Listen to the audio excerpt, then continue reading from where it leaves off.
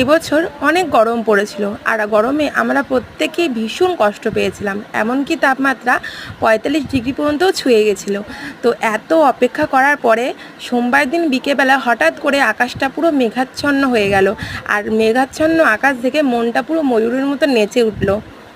হ্যাঁ, তো ভীষণ আনন্দ পেয়েছিলাম যে এত তপস্যা করার পরে আজকে হয়তো বৃষ্টি হলেও হতে পারে। তো প্রচুর পরিমাণে মেঘ ডাকছিল আর বিদ্যুৎও চমকাচ্ছিল, আর মনে মনে প্ল্যান করে রেখেছিলাম যে আজকে বৃষ্টি হলে অবশ্যই বৃষ্টিতে ভিজবো। তো সেইটা একদম বাকি ছাড়েনি। প্রচুর পরিমাণে বৃষ্টি আমাদের এখানে হয়েছে, কলকাতার দিকে বৃষ্টি কিন্তু খুব বেশি হয়েছে, আর সেই বৃষ্টিতে আমরা সকলে ভিজেছি আর ভীষণ পরিমাণ আনন্দ করেছি, এনজয় করেছি, যেটা তোমরা দেখতে পাচ্ছ। এদিকে কিন্তু বিদ্যুৎও চমকাচ্ছিল ভীষণ পরিমাণে। লাস্টে বিদ্যুৎ তো পুরো আমাদের গায়ের ওপরে এসেই পড়লো, তারপরে কিন্তু ছেড়েই দিয়েছিলাম। অনেকক্ষণ বৃষ্টিতে ভেজার পরে বাড়ি গিয়ে ভালো করে স্নান